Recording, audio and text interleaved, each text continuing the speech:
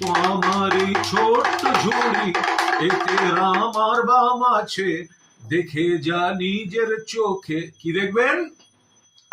Comrade Selim কেমন নাচে, আর পুতুল নেবে গো পুতুল। মোহাম্মদ সেলিম হুমায়ুন কবিরের সঙ্গে দেখা করতে গেছেন বলে ত্রাই ত্রাই অবস্থা। বেশ করেছেন, দেখা করেছেন। আমরা পরিষ্কার বলছি, কলকাতার হোটেলে মিটিং হয়েছে, সাংবাদিকদের সামনে প্রশ্নের উত্তর দিয়েছেন মোহাম্মদ সেলিম। গোপন প্রেমের বৈঠক তো হয়েছিল ডেলো পাহাড়ে, যেখানে সারদা সুদীপ্ত সেনের পয়সায় লজ ভাড়া হয়েছিল। গোপন প্রেমের বৈঠক তো হয়েছিল দার্জিলিংয়ের চায়ের কাপে।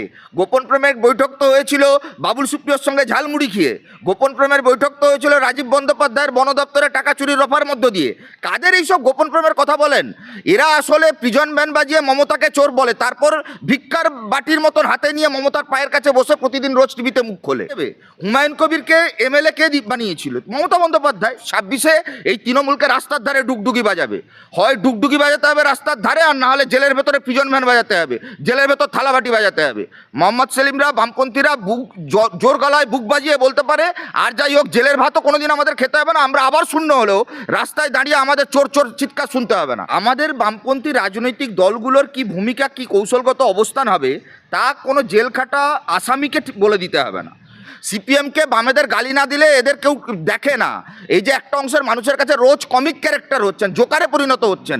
যার জেলে থাকার কথা তারা প্রত্যেকদিন টিভিতে মানুষের সিরিয়াল দেখছেন। এখন ওই কুণাল ঘোষ আর তৃণমূলের চোর চিটিংবাজ নেতাদের বক্তব্য শুনলেই মানুষের সিরিয়াল দেখার আনন্দ মিটে যাচ্ছে। আজকে সাধারণ মানুষের রুটি রুজি রোজগারের কথা আমরা বামপন্থীরা জোরালোভাবে তুলতে চাইছি। আমরা চাইছি সংখ্যালঘু মানুষদের যেভাবে ঠকাচ্ছে এরা, তাদের মুখোশ ছিঁড়ে খুলে ফেলতে। গোটা রাজ্য জুড়ে এই এতদিন ধরে যে সিপিএম শূন্য, বামেরা শূন্য, কোথাও খুঁজে পাওয়া যায় না, তাহলে ঘন্টার পর ঘন্টা ডুগডুগি কিনে এনে বাজাতে হচ্ছে কেন? ডুগডুগি বাজাবে মালদা, মুর্শিদাবাদ, বাংলার মানুষ 26-এ এই তৃণমূলকে রাস্তার ধারে ডুগডুগি বাজাবে। হয় ডুগডুগি বাজাতে হবে রাস্তার ধারে, আর না হলে জেলের ভেতরে প্রিজন ভ্যান বাজাতে হবে, জেলের ভেতর থালাবাটি বাজাতে হবে। মোহাম্মদ সেলিমরা, বামপন্থীরা বুক জোর গলায় বুক বাজিয়ে বলতে পারে, আর যাই হোক জেলের ভাতও কোনোদিন আমাদের খেতে হবে না, আমরা আবার শূন্য হলেও রাস্তায় দাঁড়িয়ে আমাদের চোর চোর না। চারিদিকে দেখছেন না মেডিকেল কলেজে নির্মল মাঝিকে চোর চোর বলে তাড়াচ্ছে। চোর দাঙ্গাবাজদের সঙ্গে যারা ঘর করেছে, যারা এই রাজ্যে হিন্দু মুসলমানের দাঙ্গা লাগিয়েছে, যারা এখানে মন্দির মসজিদের রাজনীতি করেছে, তাদের কাছ থেকে বামপন্থীরা, কমিউনিস্টরা কোনো জ্ঞান শুনবে না। আমাদের দলে আর যাই হোক কুণাল বাবুদের মতন তৃণমূলে সারদা নারদা গরু কয়লা পাচারের টাকায় অভিযুক্ত, দুর্নীতিতে অভিযুক্ত কোনো নেতা নেই। হুমায়ুন কবির শুধু নয়, আমরা পরিষ্কার বলে দিচ্ছি, দাঙ্গা, ধর্ম, চুরি, দুর্নীতি, লুট, তার বিরুদ্ধে আমরা একজোট হব। প্রথমত কোনো জোটের আলোচনা নয়। হুমায়ুন কবির কী ভূমিকা পালন করতে চান আগামী নির্বাচনে, সেই বিষয়ে মোহাম্মদ সেলিম হুমায়ুন কবিরের সঙ্গে কথা বলতে গেছিলেন, তার অবস্থান পরিষ্কারভাবে বুঝতে গেছিলেন। আর সবচাইতে বড় কথা, এটা সিপিআইএমের রাজ্য সম্পাদক হিসেবে তিনি ব্যক্তিগতভাবে গেছিলেন, পরে দলে আলোচনা করবেন বলেছেন, বামফ্রন্টে আলোচনা করবেন বলেছেন। দ্বিতীয়, আমাদের বামপন্থী রাজনৈতিক দলগুলোর কি ভূমিকা, কি কৌশলগত অবস্থান হবে, তা কোনো জেল খাটা আসামিকে বলে দিতে হবে না। আজকের দিনে দাঁড়িয়ে কুণালবাবু দেখলাম মাঝরাত্রে গান বাজাচ্ছেন, গান বানিয়ে ডুগডুগি বাজাচ্ছেন। আমরা বলছি ছোট্ট ঝুলি, তাতে রাম এবং বাম আছে।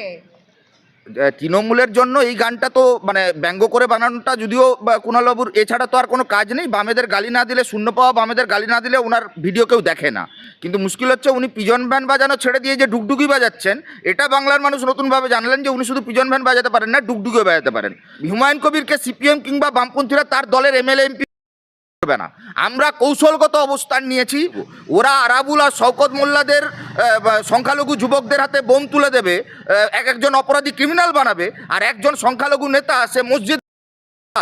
1 বছর ধরে তৃণমূল দলের ভেতরে বসে যখন মসজিদ বানানোর কথা বলতো, তখন হুমায়ুন কবির খারাপ ছিল না, এই বিধায়ক পদে বসিয়ে রেখেছেন। আর আজকে যখন বামেদের সঙ্গে হুমায়ুন কবিরের কথা হচ্ছে, তখন বাম একদম মানে অস্পৃশ্য হয়ে যাচ্ছে। মুর্শিদাবাদ, মালদা, উত্তর দিনাজপুরে মুসলিম মানুষ তৃণমূল মমতার চেহারা বুঝতে পেরেছে। ওয়াকফ বাঁচাতে হবে, ওয়াকফের সম্পত্তি বাঁচাতে হবে, এসআইআরে সাধারণ মানুষের হয়রানি বন্ধ করতে হবে। কোনো জোট নয়, আসন রফা। আমরা আবারও বলছি, আমাদের দলে মিসকল দিয়ে ঢোকা যায় না।